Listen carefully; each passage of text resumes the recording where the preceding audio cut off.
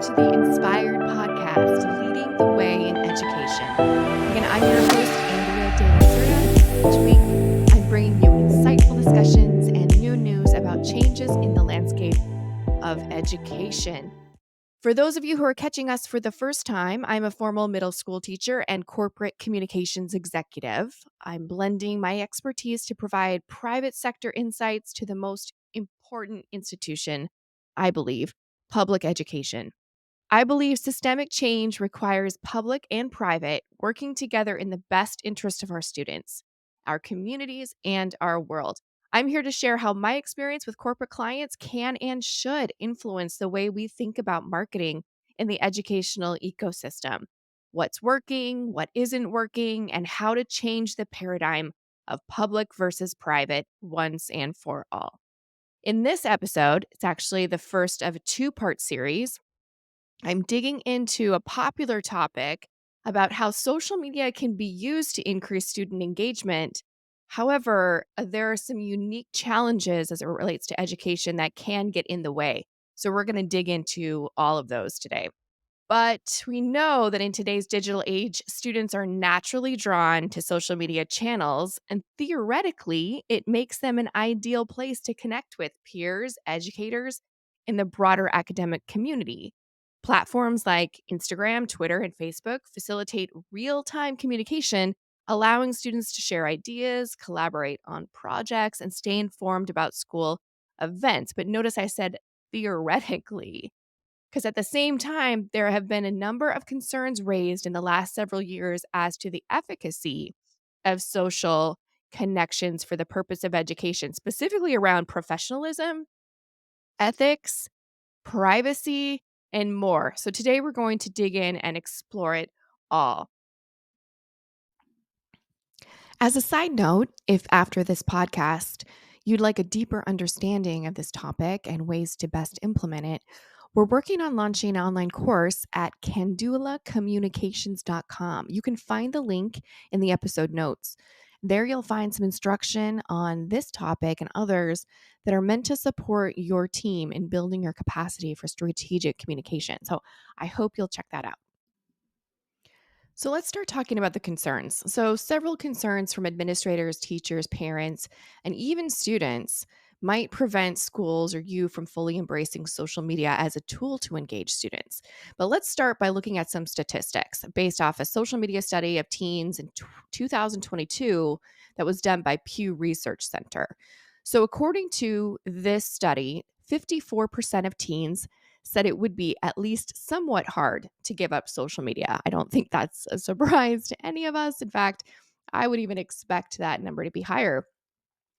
But also, the vast majority of teens have access to digital devices now, smartphones, desktop or laptop computers, and gaming consoles. And these numbers are in the 80% to 95%. So that's certainly, we know the access is there. And there's been an uptick in daily teen internet users from 92% in 2014 to 97% today. So clearly, we know that where teens are spending their time and what they have access to. So, why isn't it always easy for schools to leverage social media to reach them? Let's dig into some of the risks. First, privacy and security issues. Schools are entrusted with safeguarding students' personal information, especially if we're talking about minors. Concerns about privacy breaches or the potential for inappropriate sharing of student data on social media platforms is significant. That concern might deter educational institutions from using these channels extensively. I think that is obvious and makes sense. A study shows millions of student privacy breaches on social media, actually, a 15-year study. This was of 18 million Facebook posts linked to US schools and school districts, shows that millions of students have been unintentionally put at risk by identifiable images, names, and locations that are available now to the public. The study was called Posts About Students on Facebook, a Data Ethics Perspective. It was conducted by 6 researchers from various schools and universities and published in Educational Researcher. the Journal of the American Educational Research Association.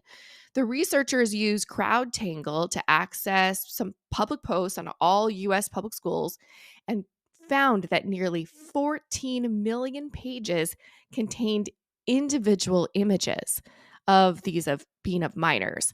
So of those, 5 million were identified as students, and 3/4 of those gave first and last names. The posts that were studied represent the largest existing collection of publicly accessible, identifiable images of minors. Wow. Clearly, it's easy, right? It's easy to do. We want to promote our schools. We want to promote the awards that we receive, the great acknowledging our students and some of the great work that they're doing. And sometimes we inadvertently expose them to the dark side of the internet, but completely well-intentioned and really just only wanting to show off accolades and promote the school and promote our students. But there is another side to that. So we're going to get into that in a little bit. So that's privacy and security. But what are some additional challenges? We've all know cyberbullying is real. Online safety is something that we know is not all online activity is not always safe. Social media platforms can be actual hotspots for cyberbullying and just inappropriate behavior in general. So it's common to worry about the potential for negative interactions among the students or even between students and staff, which could lead to serious consequences at school sites. So here are some statistics on cyberbullying. Girls are twice as likely as boys to be victims and perpetrators of cyberbullying. Wow. About 58% of kids admit that someone has said mean or hurtful things to them, and more than 4 out of 10 say it's happened more than once. And then another one, cyberbullying has increased in recent years. In a national survey of 10 to 17-year-olds, twice as many children indicated that they had been victims and perpetrators. So bullying in schools goes back hundreds of years. Now we've taken it to the next level where cyberbullying is even easier to be a perpetrator or to be a victim. So this is a serious issue. And I think that particularly in some of the early days of cyberbullying, there was the question of if it happens on the internet, is the school really responsible, or does the school have a responsibility to intervene or to respond? Now, we know now that these conversations that take place online and maybe not on a school site often, almost always, move to the school site. We don't keep these feelings online. Students take them to school, take them into their social circles right on the school site, which can lead to even worse consequences. So schools, yes, do have a responsibility to respond. There have been some leading anti-cyberbullying campaigns where that's certainly a positive in this. Stomp Out Bullying, an anti-bullying organization, is actually leading the change in fighting digital bullying. They've been a bit of a pioneer on the issue.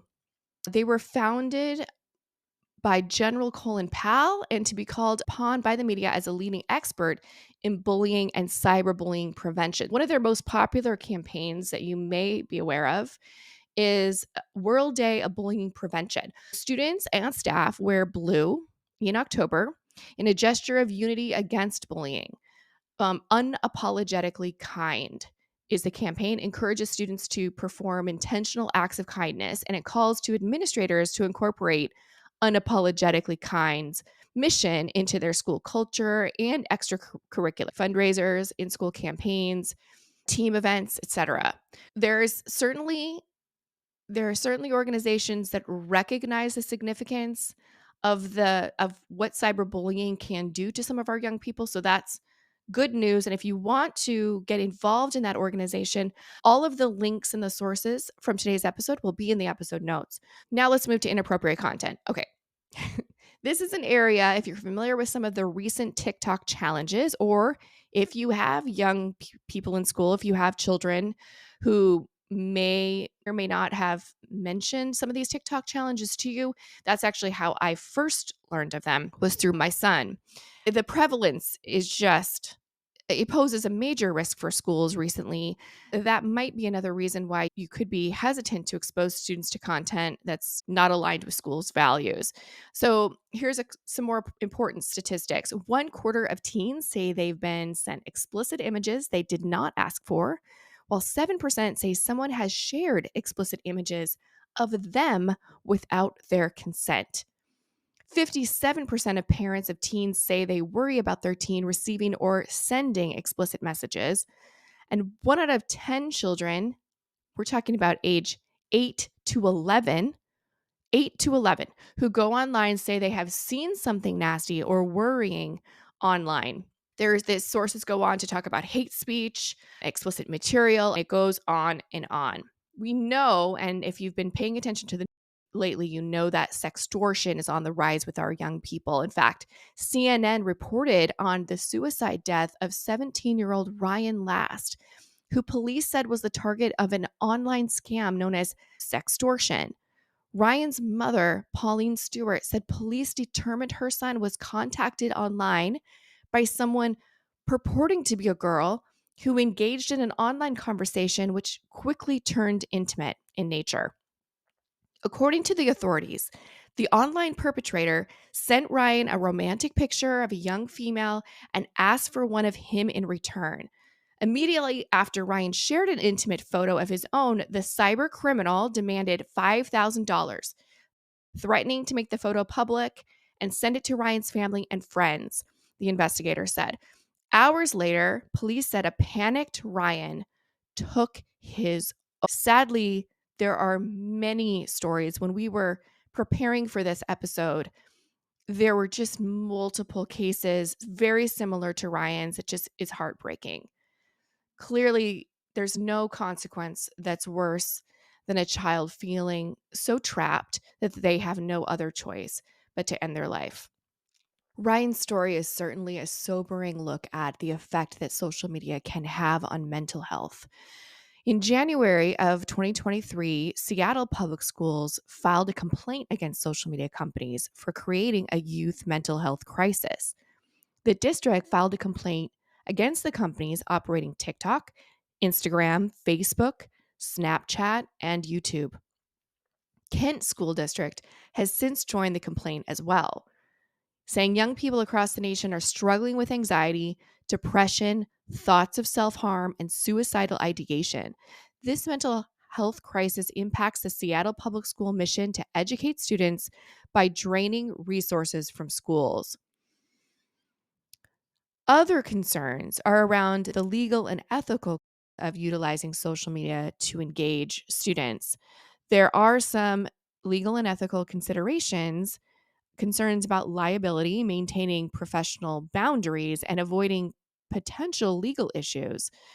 So, here's an example. We earlier talked about the fact that we sometimes inadvertently, in an effort to share our wins and our awards and the great things that our schools are doing, sometimes inadvertently upload images of students that are identifiable. Tens of millions of photos of children doing just everyday activities and posted on these popular sites have been found by investigators looking into complaints about child abuse material. Senior investigator at the eSafety Commissioner, Toby Dagg, said that on one site with at least 45 million images, he said about half the material appeared to be sourced directly from social media. While photos copied from social media wouldn't be considered exploitation material on their own, they were often accompanied by comments that explicitly sexualized the children. So again, we have, well intentions, but when someone on the dark side takes these images and sexualizes them or has another intention for how these images are used, it can be extremely damaging and potentially could hold the school liable. That leads into training, teacher and staff training. There's so much that we don't know about what's happening online, some of the recent trends that are happening, which we'll get into in a minute. It's hard to keep in front of all of these things, not to mention make sure that our teachers and our staff are trained up on what to expect and what to be looking out for.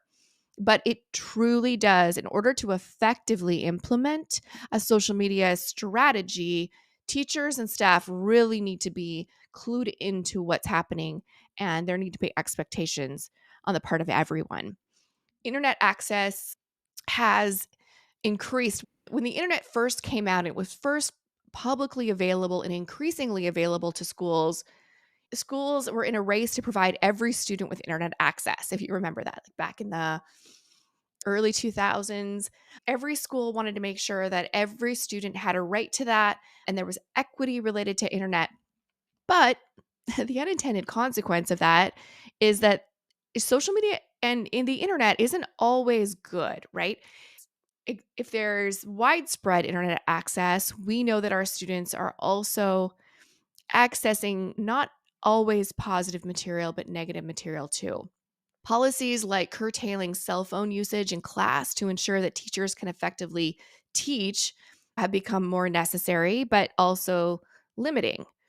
So, school leaders really need to proactively work with parents to educate children about the potential downside of social media usage, both in how much they're using it and consuming it constantly, as well as what could they be running into or seeing that is not age appropriate or is not at all healthy for them to see, and helping them to self manage and some potentially addictive behaviors and even recognize those addictive behaviors. So, there does really need to be a partnership between the school and the parents so that everybody understands what the risks are. Another common concern: negative public perception or a loss of control over communication. If I am a school site and I'm leveraging this channel to increase our credibility or reputation in our community, what if I lose control of the message? Here are a couple of examples of that. If social media is seen as a distraction or a source of problems rather than a valuable educational tool, that could be risky.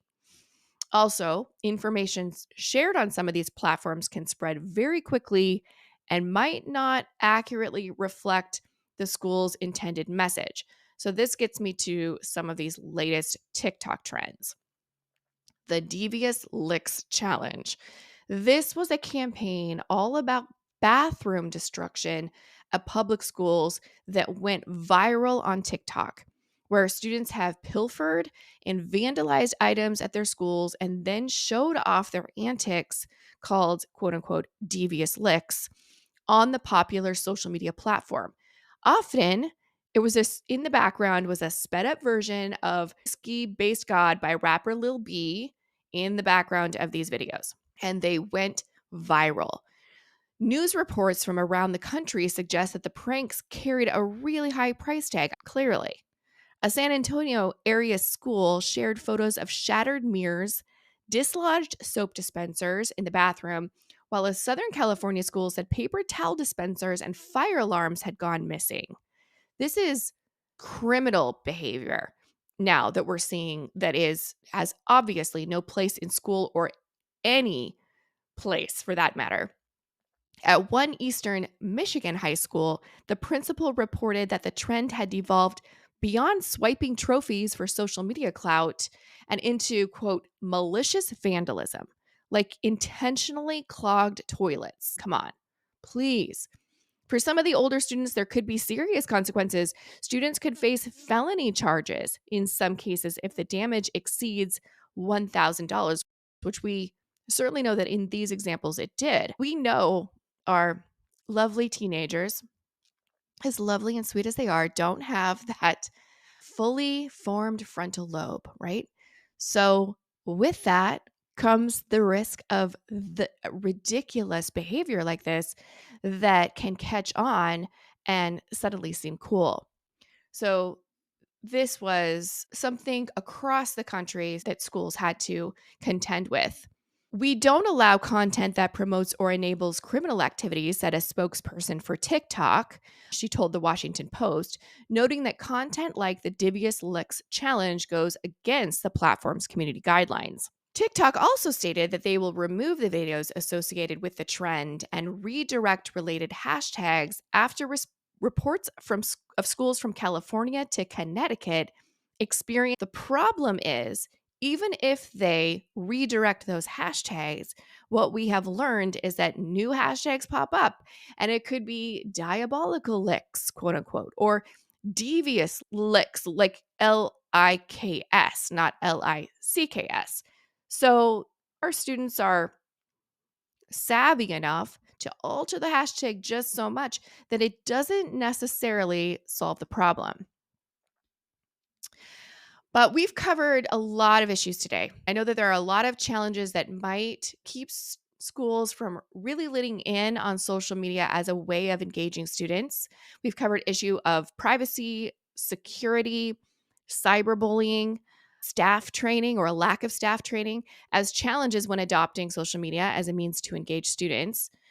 Addressing these concerns often involves implementing clear social media policies, providing extensive professional development for staff, and creating guidelines for responsible social media use in the educational context. We're going to discuss this more in detail in part 2 of this episode next week, because by navigating these challenges effectively, schools, you really can harness the benefit of social media for effective student engagement and communication, but really do need to be aware of the risks.